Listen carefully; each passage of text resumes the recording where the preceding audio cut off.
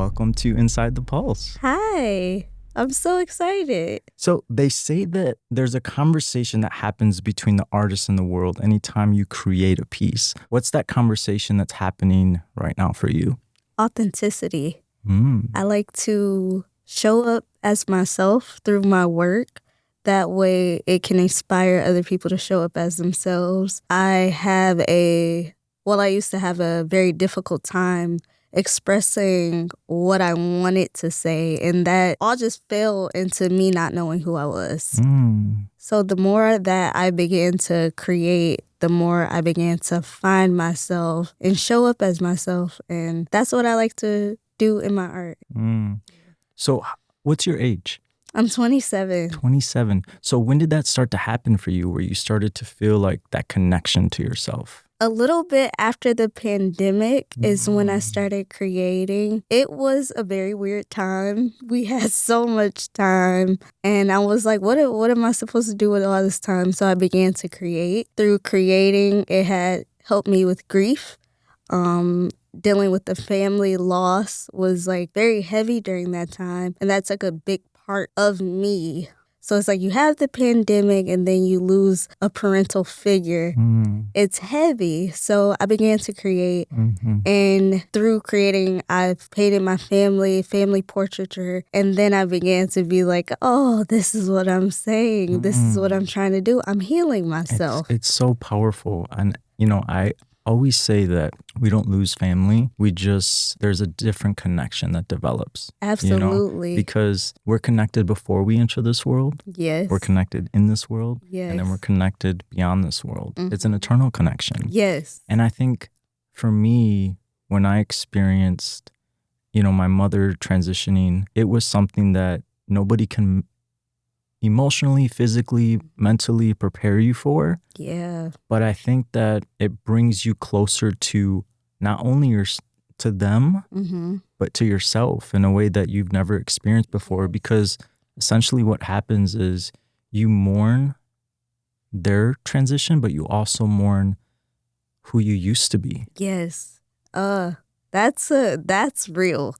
It turns you into a whole different person. You're forced to grow outside of what that used to be. And it's uncomfortable and it's uncertain, but you begin to learn a lot about yourself. And that's what I did through art. And it became the most beautiful thing. Like, a lot of people don't get to experience that in a way. Like, they have their vices, which may be harmful or things they can't understand. But I'm just very grateful that mine turned out to be art. And it just has helped me connect to myself as well as other people. Yeah. That's so powerful. I spoke with Ruby Flowers recently. Love her. And she mentioned you as one of her favorite artists. There was a question that I asked her, and her response was her desire to see more femme artists. And I asked her about the definition of that, and just it being women with femininity doing their thing. Yes. And that made me think about, the cultural conversation about masculinity, femininity, the contrast between the two. Do you feel like you notice? Well, first, let me ask you, do you feel like you connect to that label, that term of feminine? Well, yes. I don't look at that term as harmful. I like to be, more importantly, a Black woman that creates. I love being a woman in this industry because it's not a lot of representation for us. It's like we're like a special little totem. Men, they get everything. As artists, they're put on this pedestal. It's like a boys' club. More opportunities, more solo shows, everything. But for women, specifically Black women, we have to prove ourselves every single time. How good can we paint? Can we blend? Can we show up like this? It kind of sucks. It sucks because in my personal experience, I've had people tell me, oh, she cares more about her clothes than selling her paintings. Wow. And it's just like, why would you say that? When I paint just as great as my male counterpart. The labels masculine and feminine, when you Google the word masculine, it's dominance. Dominance and control. And then when you Google femininity, it's submission. Wow. Yeah. That is so interesting. I never even thought to Yeah. search the actual definition of those terms. Yeah. Wow. So let me ask you this. Do you feel like you feel a desire to adopt the term masculinity? Or do you feel like you want to find your own definition of a dominant woman? Like, how do you approach that? Because in the world of business in general, yes, terms, words, how we structure them yes, are so important because they convey the message, they convey the value. And I think that we as creators are often searching for the right way to communicate it. So how would you communicate strong Black woman if you could in one word? Ooh, that's a great question. If I could put one word for the strength of Black women and Black artists, I would say valiant. Value. Valiant. VALIANT. Valiant. I just had a solo show with Jonathan Kimball, male, female show. The title of our show is called Valiant, and valiant means bold and brave, how you show up. I think that would be the perfect word because it doesn't boil it down to gender. You're bold, you're brave, you can show up as you are without being a male or a female. And the way the world has changed so much is so many more categories besides male and female. Identity, yeah. Everybody is represented. That conversation as well. The conversation of identity has been so hyper-focused. And I think that your point just brought to light why it is. Because I think that for a woman that identifies as a woman, but she, sees the term in the dictionary as submissive and doesn't resonate with that. No. It's like searching, well, okay, what's the term? Exactly. And it's all from just the Western standard. Men are always looked at as like someone in control, someone you should listen to, but women also have that power. I believe that we should shine light on that just as much as we shine light on men. I love the fact that Ruby brought that to the attention because you really don't see a lot of women artists. We have our predecessors, Sidney G. James, phenomenal. Sabrina Nelson, phenomenal. When it comes to the younger women artists, you don't see many of them. They're not given the opportunity to have solo shows, but you'll see the same guy doing the solo show for the third or fourth time, and it is not fair. Do you think that has something to do with these individuals believing in their mind that for some reason that those male artists can attract more attention? Why do you think that they keep reaching out to the same artist for these solo shows? It's definitely for attention. I do believe that. Everybody has this thing where they want to look cool, which it takes away from the art. Art, when creating art, you're supposed to share something. It's supposed to have feeling, meaning. It doesn't have to be so capitalistic, which it is, but people have created in the beginning to express emotion. That's a reason why I create. But when you have these same people doing the same things over and over and over again, it takes away opportunity from other artists who also have the same thing that these same people are getting shown to. I believe that it should be a more open playing field. Are you saying that you see it as the affiliation attachment? They feel like if they were to showcase this male artist that has like this large following, that it's going to reflect on their platform and make them look a certain way? Yes. Yes. It's been very rare in the community where I've seen a lot of women have solo shows. But I have seen some male artists get the same solo show at the same gallery over and over and over again. They get the publicity, they get the write-ups, they get the news articles. The women don't get that. If you could say anything on this point to if every gallery was watching right now, what would you want them to know? Open your eyes.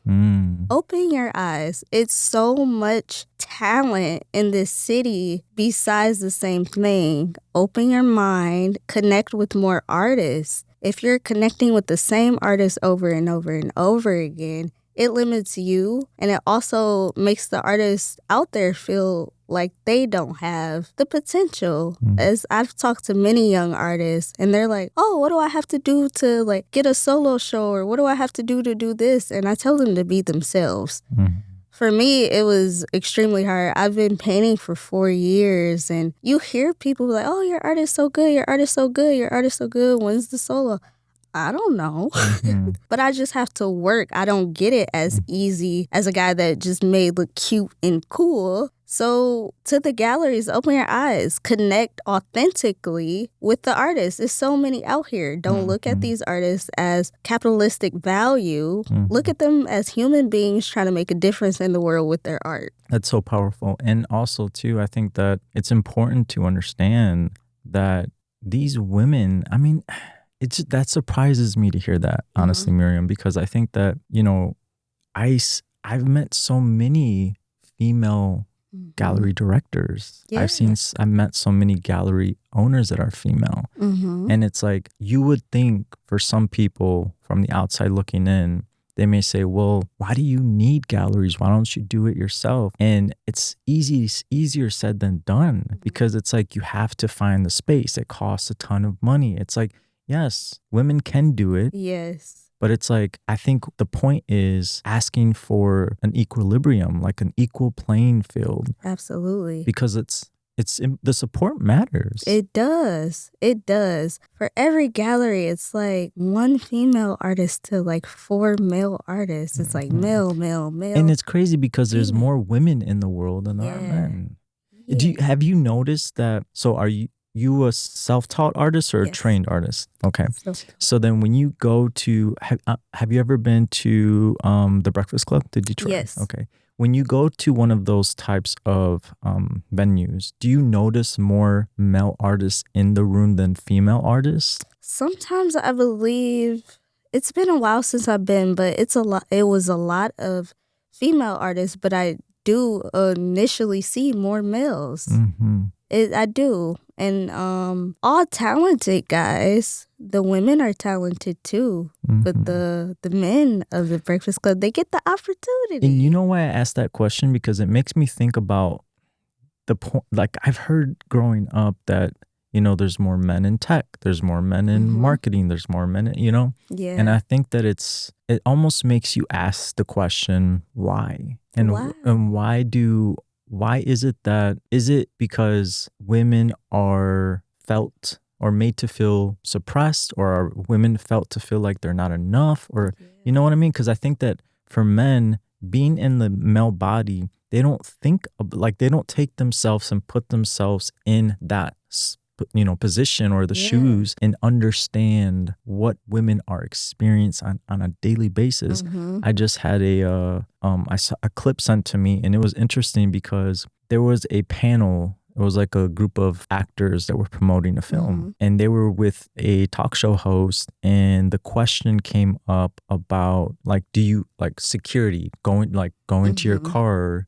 Do you feel like you need to carry something with you? Like, you know how like sometimes people put the key in their hand? Yeah. And then the guys, the actors, there was one woman actress, and then there was, I think, 3 other guys that were on the panel. And the guys kind of just rubbed it off like, no, why would we need to do that? And it was interesting because the woman stopped and was like, well, women have to think about that every single day. Every single day. You know? We have to protect ourselves. We have to show up for ourselves more often than not. Women have women at the end of the day. I'm a super girl's girl. I love to give opportunity to women if I can, because I remember times where I didn't get the opportunity, and there may have been a woman to be like, hey, like follow me, come with me. Like that takes me back to beginning in the body art industry. I started off as the receptionist of a tattoo shop. The shop is owned by a male and a woman. The male is the male, cool,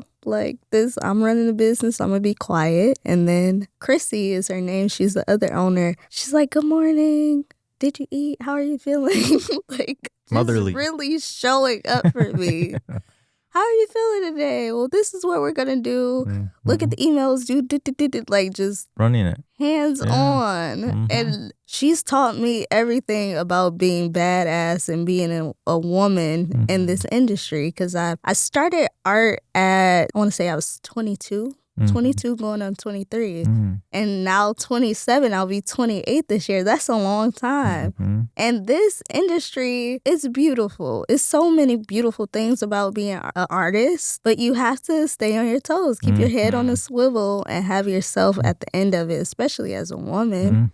And you know something, Miriam, I know for a fact just by, being in the community and speaking with so many artists that I can only imagine, and actually, let me not assume, but there are a lot of men that are in the shows that I see your name in as well. Do you feel the support from those male counterparts?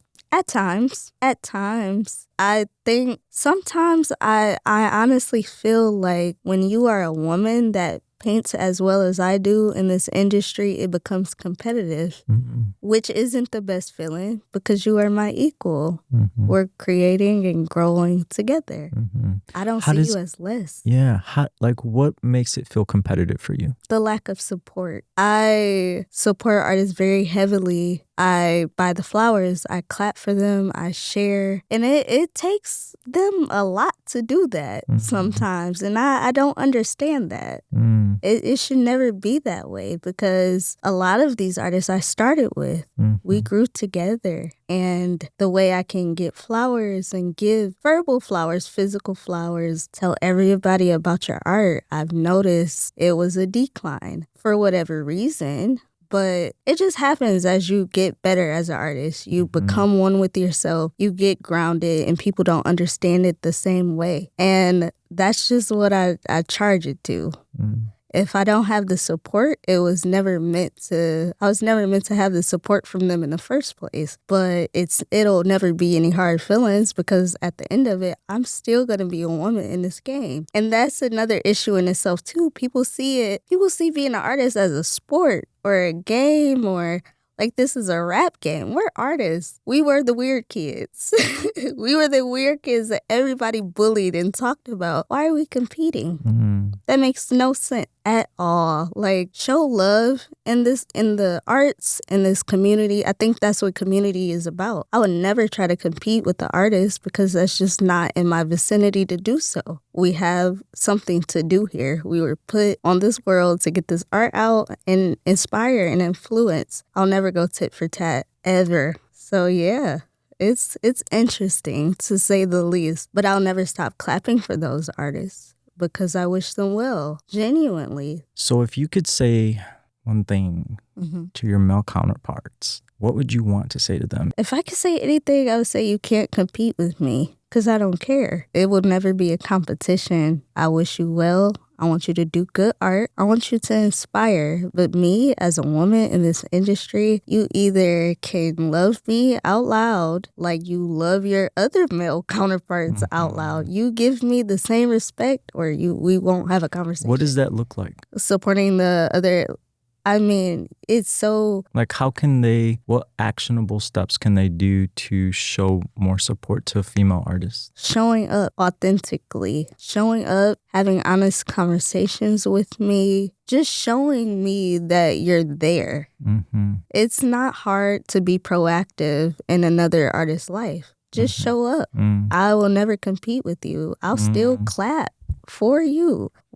Regardless of if we have opposing thought processes, we're still artists. Yeah. And we're still here to inspire. So if I could say anything to them, it would be, you have to love me out loud and authentically And anything else I won't accept. Mm-hmm. It's about love. Mm-hmm. Love is the greatest teacher. And it's so simple too. I think, sometimes I think that people just forget, or they just don't know what they don't know, or they're in their own world, focused on their things. And I think that it's so important to communicate what we need out of others, in our community, because I think it's something as so simple as, hey, just show me more love on social. Like, it can be that simple. It can be so simple, like just liking or reposting or, I get it. Like everybody, like we're not here to have expectations of all of our friends are going to reshare our stuff, but a simple easy goes, and it plays a huge part in the algorithm. It does. I think that's the part that kind of frustrates me a little bit, when people act like they don't know that. I'm like, know that. They act oblivious. Oh, I didn't know. Or it didn't show up a couple days later. Like, okay, whatever. But I think too, Miriam, that continuing to let people know, that's such a huge thing, because I think that, even just having this conversation with you brings to light a lot to me, for me, because I grew up with majority women in my family, so it's like, I just naturally assume, that, like, what do you mean? Like, I didn't know that. You know what I mean? But I think that hearing the stories and understanding the perspective and the life that is lived through a woman's eyes, I think it's so important to allow, as a man, yourself the opportunity to understand that vantage point. Yeah. Because it's so simple for us to at least be purposeful with the way we support our women counterparts. Be intentional. Intention is very, very important to me. It takes 2 seconds to be intentional. Like my friend, very beautiful artist, Phil Simpson. Amazing. I'll post something on Instagram and he'll text me like, "Oh my God, what are you doing?" I'm like, "Oh, thanks."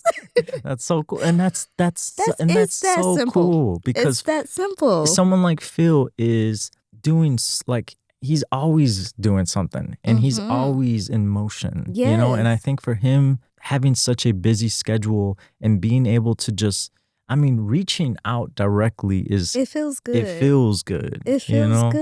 And it's also like, wow, like I can imagine for you, you're like, I appreciate that more than you can imagine, Yes. We all work very hard as creatives. The world is in a frenzy right now. So just hearing that you're doing a good job, sometimes that's all that matters. That is like the day maker. Somebody like, "Hey, you're doing a really good job." That would make my week. 100%. So what is it like for you when you, step into an institution like the Charles H. Wright Museum or the Detroit Institute of Arts, and you see these exhibitions? Recently Sabrina Nelson had an exhibition at the Charles H. Wright Museum, and then at the DIA. Tiff Massey.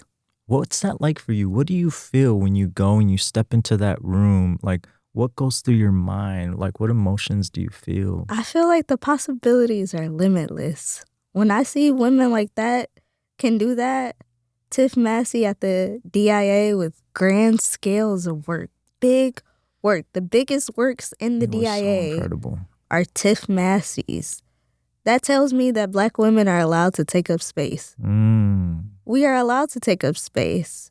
It's almost our birthright. We can do these things. Not almost. It is. It is. We get to be in these spaces that are, they're not common for us to be in. And it tells me that one day I can be in a museum. I can do anything. It's so important. Representation is so important. It is. Because it's like, I think about it wasn't that long ago. Like growing up and just seeing the same type in every movie. Oh, yeah. It didn't feel like it was possible, So I think when you have representation in places that are seen as prominent institutions, it really does open up the mental gateway of what is possible. Yes. For a creative, for an artist, for a woman. it's so powerful. It's more life. Like seeing that, I know I am limitless. Nothing can stop me. I have to be consistent as an artist and do the work, and I will get there. Have you had a chance to speak with those two artists? Yes. I worked closely with Sabrina for Black Women Rock. And that was, I've never did anything like that before. Did she reach out to you? Yes. And it was, oh God, I was like. What did that feel like for you when Sabrina Nelson reached out? I was very, very happy. I was proud of myself. I felt seen. And to be on stage with Black women who rock. When I was a child, I'm like a super Michael Jackson fan. And Michael Jackson had this guitarist, poofy hair, just badass. And I remember being a kid and I'm like, when I grow up, I want to be Michael Jackson's guitarist. See, that's what it is. It's like full circle. When you're a young child and you see somebody in a spotlight that you feel connected to, whether it's culture, energy. Yes. It does something to the spirit, to the soul. Yes, I swear. It was beautiful. I've had the opportunity to connect with Sabrina and Tiff Massey. Tiff Massey has bought a couple of my paintings. And again, it's just that thing, like, I feel seen. You're one of the top. How did that happen? Did she DM you? Yes. Yes. And I'm thinking I'm dreaming. I'm like, am I tired? And it was real. She's a collector of a few of my pieces. Wow. And it just feels really, really good. Did you get a chance? So when she picked up the piece, did you get a chance to have a conversation with her? What was that conversation like? She's so chill. She's just her. Did you feel like comfortable to ask her for like advice or like?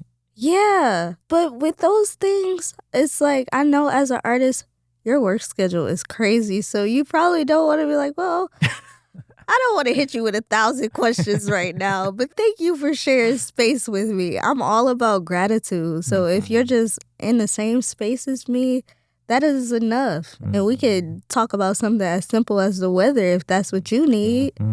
Because all I needed was you in my space. It can be so simple. And that's what it was. She's just a very lighthearted person, beautiful person, and great energy. I love just experiencing her as her. And it was good. I like fangirled a little bit, but I held it in. I was like, she's a person. She got bills just like I got bills. And it's so cool to be able to now say that she owns 2 of your pieces. 2? She actually has about 4 of them. Nice. 4 of them. That is so cool. And she collected pieces I was just like practicing on. So during the time I was creating those pieces, I was just practicing my style and strengthening my style as an artist, trying to figure out, do I like big portraiture? Do I like small pieces?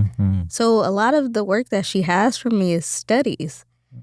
And now that she has them, I feel confident to keep playing in that style. But that is so cool, Miriam, because it's like, imagine having the sketches, like the early sketches of some of your favorite artists of all time. Yeah. You know?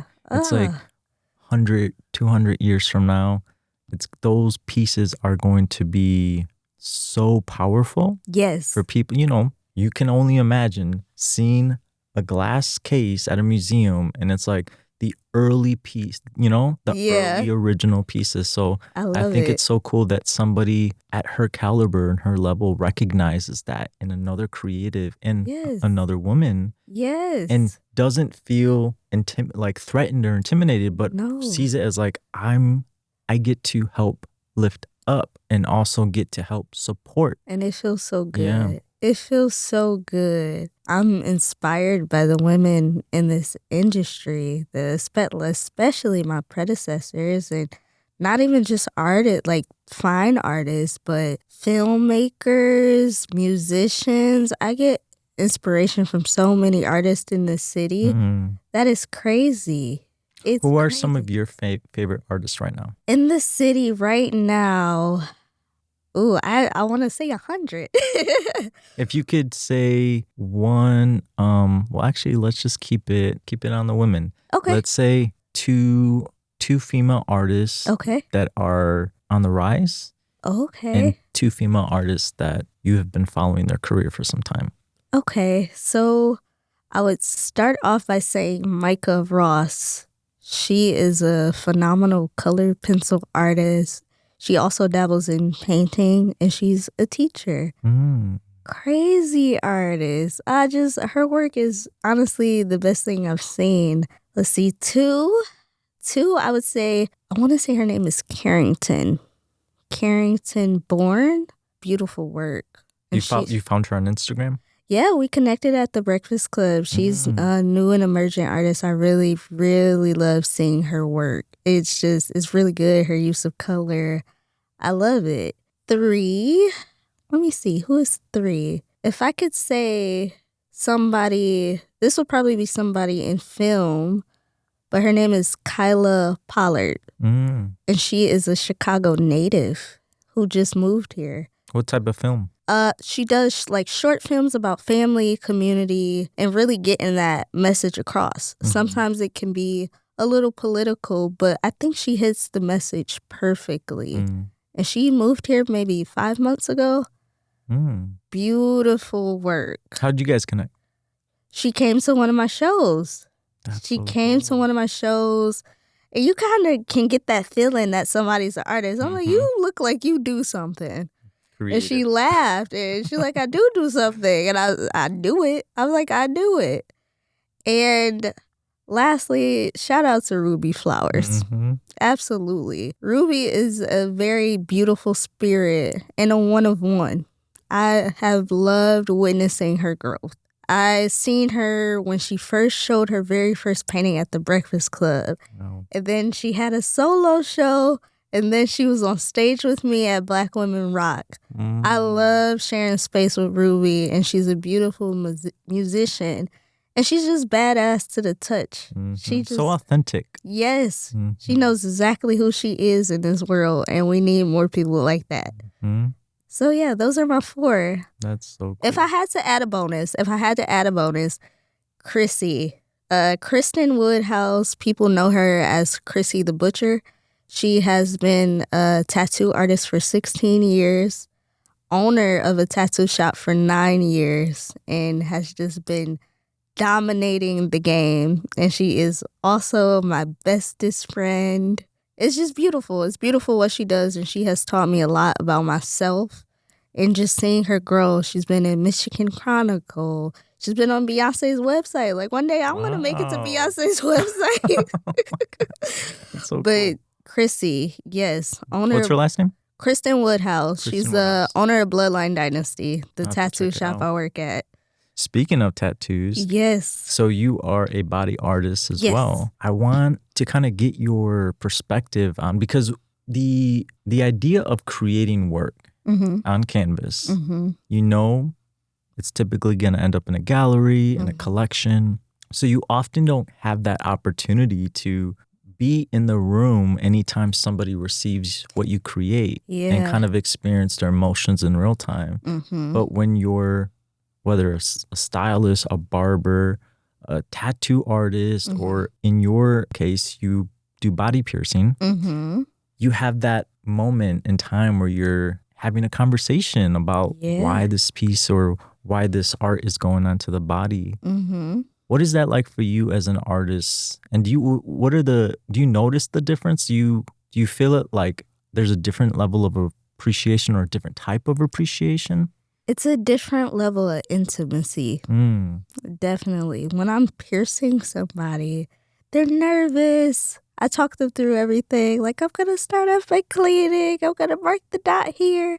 Take a deep breath in. Like, we're going through it together. And then, boom, I pierce them. Biggest smile. Oh, my God, I've been wanting this since I was like 16. And it's the cutest thing ever. And I'm like, thank you for letting me do this for you. Thank you for trusting me to be your piercer. Now, as a fine artist, the most vulnerability I get is creating. And it gets more vulnerable when it's on the wall and people are looking at it. And I try not to talk people to death. I'm like, well, it all started when I had this idea in my head and I was like, I give people the whole spiel, and I know there's some people are not like art enthusiasts. They like, it looks cool. But I just love to give people the whole rundown. And it's not that same like back and forth intimate feeling. It's like me talking their heads off. You know what's cool? I always thought it would be so awesome if artists, because artists sign their work. Yeah. And then a lot of artists sometimes will have something on the back of, the canvas, whether it's like a message or something. But I always thought it would be super cool if artists started putting like a little QR code in the back of the canvas, filming a video of themselves talking about the work and the piece and like how it came to fruition. Yes. Because then imagine 100, 200 years from now, when there's a whole new population, being able to scan the back of that canvas and see direct message from the artist. You're blowing my mind. I'm inspired now. I'm inspired. What has been like the coolest experience that you've had with somebody receiving your work on canvas? So recently, Phil Simpson's wife reached out to me for Christmas. I painted a piece titled In Between. He really, really, really wanted the piece. And he texted me like, hey, like, well, where is this piece going? Is it going to a gallery? And I have to lie. I'm no good at lying. But I'm like, oh, yeah. Like, had to wrap it up, send it to a gallery. His wife ended up buying it for him for Christmas. That's so cool. And she's like, yeah, like, I'm going to come get it. Da-da-da. Surprise? He's surprised. Completely surprised. So he opened it up on Christmas, and all his reaction was everything. Did you get to see it?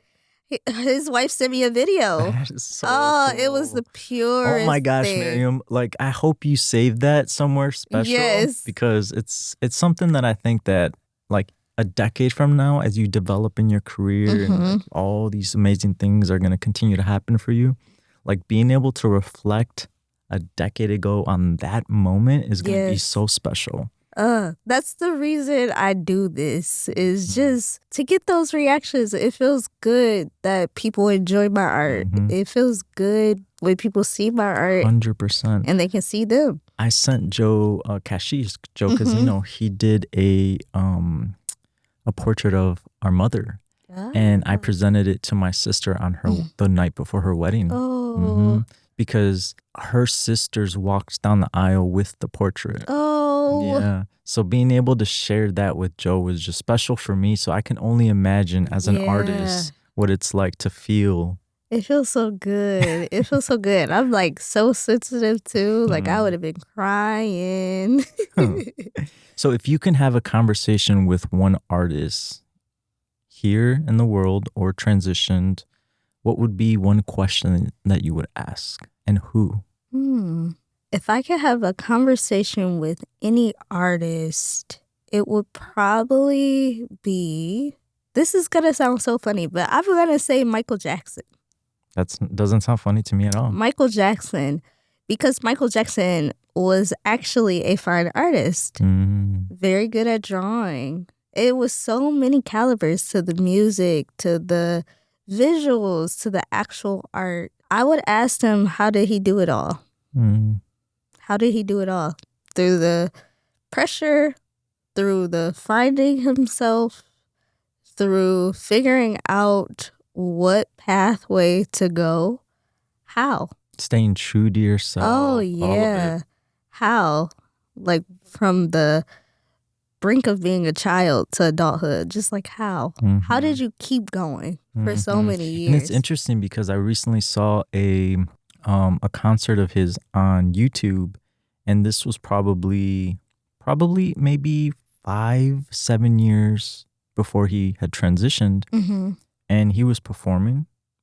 And when you think about it, when you're young, you see artists and you're like, oh, they're adults, but you don't equate age. Yeah. So you do the math and you see like, how old was he? He was like 43, 44 when he was doing this concert, and he was killing it. Yeah. On stage, choreo, like just the king, you know, and you see I think it was filmed in overseas in another country. Okay. But you see all like the sea of fans from a different Yes. country just screaming his name and reciting his lyrics back to him.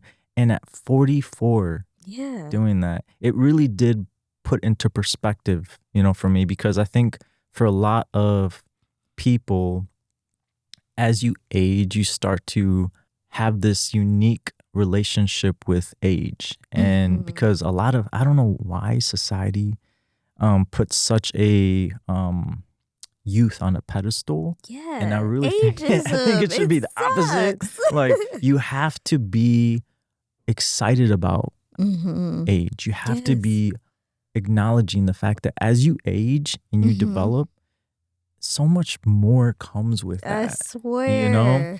It's like, and you can still hold the stage. You can still attract an entire arena of people in your 40s and your 50s. I mean, look at Beyonce, look at Janet Jackson, look at all these artists. They're going hard. And they're icons. Yes. You cannot get to, that's the other part of it too, is I think a lot of young people try to rush to get into an icon. You cannot. You can't. It's only time. That's it. Yes. It's an evolution. Yes. You know, and it goes back to what you just said about Michael. It's like, how did you do that consistently? How? And then still, like, how are you navigating the title of king? That's a heavy title to wear. Just not like letting it get to you. Yeah, just like Beyonce, the title that she has. How do people navigate these titles? And stay so humble. Yeah, that's so true. And you know, I think that it really just goes back to what you said at the start of the conversation. It's like knowing who you are and staying connected to that, because I would assume as more and more and more attention comes your way and you have all these different, you know, from avenues, opinions, and what you should do, what you shouldn't do, how you should look, how you shouldn't look. How, like, learning how to mute that and turn up the volume inside of your own head. Yeah, I've mastered it through staying grounded, keeping the same people around me, having discipline in my schedule, making sure nature is a part of what I do. You have to take the beautiful things in this life and give them to yourself and give back to them as well. And that's how you do that. So when somebody stands in front of one of your pieces, and like at a show or at someone's private collection, what do you hope for them to take from that experience? When people look at my art, I initially created for them to feel seen or understood or heard, whatever the case may be, because in the headspace of a lot of the pieces I do, that's my most vulnerable being. And you can see that in the work, whether it's fun, whether it's emotional, whether the piece feels very strong. I want people to take away that exact emotion, whatever they feel initially at looking at my painting. I want to let them know that they're not wrong about it. If you feel strong, like, oh, this woman is so strong, so can I can be that too. You absolutely can. I create in a space of needing that thing. So I might create something and I'm not having the best day. I'll create a heroine figure. She's so strong. She knows who she is. She's ready to take on the world. And by the time I get done with the painting and see it on the wall, I'm like, I'm strong. I can take on the world. So I want people to also feel that. I want them to have an understanding of emotions being okay. Whatever the message of the picture is, I like to also play with the titles and let people's mind wander. Every part of it, because it makes me wonder too, like, as an artist, do you think about where it's going to live one day? Do you think about who's going to own it? Do you think about, you know, all those different elements that play a part, like where it's going to travel? Like, is it going to go overseas? You know, like, is it going to resonate with that audience just as much? Or is it, I don't want my mind to get overwhelmed with all that thought, because then it kind of mutes the authenticity of the root. Exactly. In the beginning, I did. I used to be so attached to my pieces. I'm like, oh, I don't want anybody to have it. Somebody buy it. I'm like, oh, where is it going? I'll never see it again. And then I released it. I was, whoever bought the piece, they needed it. It was for them. I never questioned alignment. So if you bought it, you needed it, that message is for you. And now this is your experience to have with my art. Congratulations. What's the relationship like with the collectors that own your pieces? Like, do you keep in touch with them? Yes. It's like, yes, I will never leave them alone. I'm such a person of gratitude. I don't care if I drew a stick figure on a lined sheet of paper and you bought it. I'm like, hey, how's your day going? Did you frame the stick figure yet? Well, not yet, but okay. Well, I hope you're well. And I just like to keep a very personable relationship. It's like I can show you art, but when you're a collector, you'll let me know. You'll let me know what your eye is on, what you're thinking about. But I just like to treat my collectors like humans. Like, hey, you are the homie now. And it's also something that I learned recently, that sometimes artists will reach out, even gallerists as well. They'll reach out to collectors to ask for permission to have that piece in a show. Yeah. A lot of the work that I've done, I would have it in a show first. And they'll either collect it from there, or if it doesn't sell at the show, then they'll collect it. That way you're able to have the full experience of your painting. And that's fine. That's fine. It's all a journey, and I just appreciate that you like my art.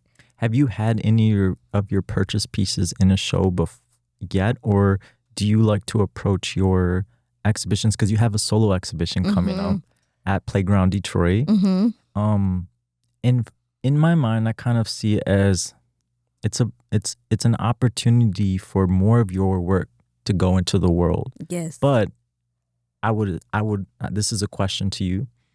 Do you feel like, oh, but that one piece that is owned by so and so would go so perfectly in the show? Like, how does that methodology or that approach work?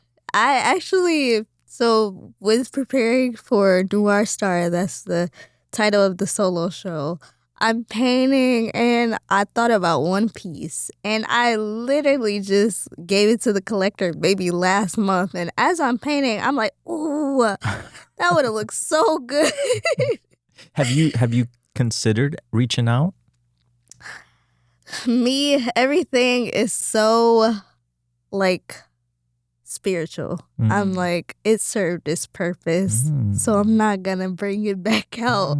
And I like to bring things with new energy. I like to present new energy to new spaces I've never been in, because this is who you are today. That is so cool. Yeah. So the name of the show, one more time? Noir Star. Noir Star. And it's a solo exhibition. Yes. And it's happening February 15th until March 15th. March 15th at Playground Detroit. Yes. So super excited. I'm excited to see it.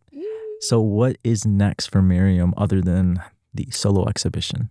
So this is a very busy year for me, and I'm actually so grateful for it all. I remember in December, I was like, oh yeah, I'll just take January off. Probably just like go somewhere. Like chill year. Yeah, just chill year. Like I had a great year, painted a lot of paintings. It's time to sit down. No. And by the time December came, it was like solo, another solo, a group show. So February alone, I have the solo show. I have a group exhibition at Gallery Camille. Then What's that one called? Living Frequency. Living Frequency. That one is curated by James Charles Morrison. Beautiful artist. Then flying out to Atlanta for a group show. City of Ink. How did that happen? So at City of Ink, it's owned by Maya Bailey. Maya Bailey is a tattoo artist and a fine artist like me. And it's been cool to connect with him and meet his artists, both fine artists, body artists, really make that connection. So each year they do a celebratory show of the anniversary of the shop. And who introduced me to Maya is Chrissy, because she's been in the game for so long. And she's like, no, you got to meet him. You got to meet him. And he's like one of those guys who's like big on community. And you show face, I'll be there for you. You be there for me. Did you guys meet in person yet or virtually? Nice. And it was cool. The first time I saw him, I didn't get to catch him because I went to one of the anniversary shows in 2016. And everybody was around him. I'm like, oh, no, I'm not going to bother him right now. Then I went back, connected, got tattooed by one of his artists. And I kept going back because they felt like family. And then he had a show at the gallery, and I was able to catch him. This was in Atlanta? Yeah. Yeah, and this was maybe August or September. And then the relationship just grew from there. It was great. It was great. And from there, yeah, he reached out to me like, I would love to have you in the show. And I'm like, so cool. fangirling, like, I did it. I always tell Chrissy, like, one day I'm going to be in one of the shows. So many artists. I'm one of the artists out of 170 artists. The show in Atlanta? Yes. 170, so it's a pretty big space. They own 3 galleries. Wow. 3 galleries. So I'm so cool. super excited. Dude, what's the name of that show? That one is City of Ink 18. That's the name of the shop. And then 18 is the 18th year of business. Wow. And do you know the how long that show's going to be up? It's from February 28th to, I want to say, April 24th, I think. But yeah, so that's just February. Wow. And then, so I'm curious about the logistics of that. So when you have artwork that is going to be featured in a gallery or a show in a different state or a different country, how does that typically work for artists? Do you send the piece? Yes.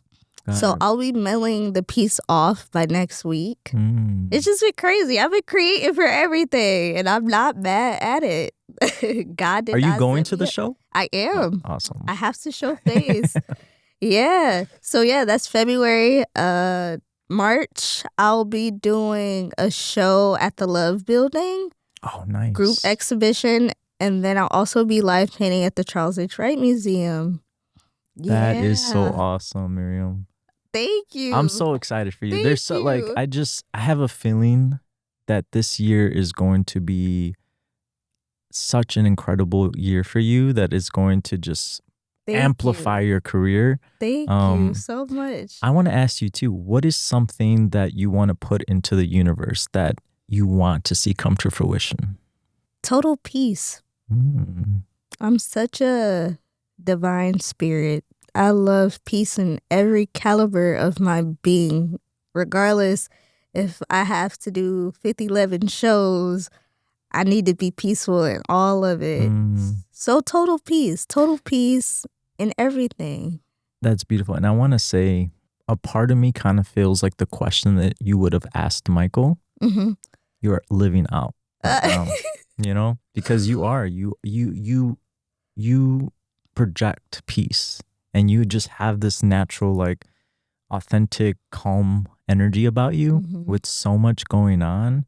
So I think that answer is being served to you in real time. Yeah. I love peace. I love intention. So whatever I do this year, I want to do it with intention and peace. And at the end of the year, it will all come back to me fruitful. And I would love to see the people who are along the journey this year, I want them at total peace, and may everything that they experience come back fruitful. Well, I'm excited for you. I cannot wait to experience those shows. I'm excited for you. Thank you for having me. This is a beautiful I hope platform. to have you back. Yeah, first podcast. Oh, no way. Yeah. Well, you're about to be on hundreds more, so. Well, tell them you was the first. I will. Well, thank you again. I appreciate your time, your talent, creativity. I thank you.